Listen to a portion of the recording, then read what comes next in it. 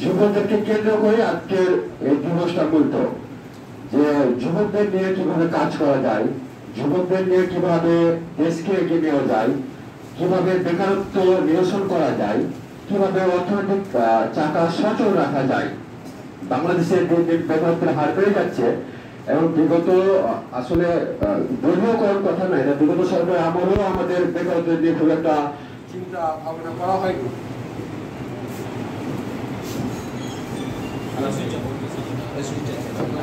বসে যাও। তো এখনো আমাদের বাংলাদেশে পর্যাপ্ত বেকার রয়েছে। তো আমরা যতই বলি যে কোনো গভর্নমেন্ট বেকারত্বের দিকে চিন্তা করে না, এটা আসলে ভুল। গভর্নমেন্ট কোনো না কোনো ভাবে বেকারত্ব নিয়ে চিন্তা করে। বেকারদের অনেক ধরনের ট্রেনিং এর ব্যবস্থা করা হয়, উদ্যোক্তার ব্যবস্থা করা হয়, ফিন্যান্সিং ট্রেনিং এর ব্যবস্থা করা হয়।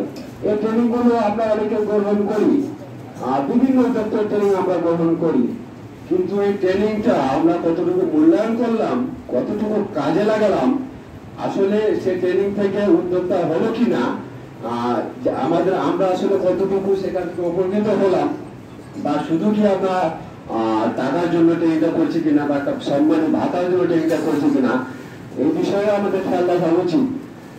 বিগত দিনে ট্রেনিং গুলো এমন ভাবে হয়েছে যে দলীয়করণ, 5টা নাম দেওয়া আছে, 5 বছর ধরে 5টা নামে ট্রেনিং চলেছে, একটা না, সে আসুক বা না আসুক ভাতা তার কাছে চলে গেছে।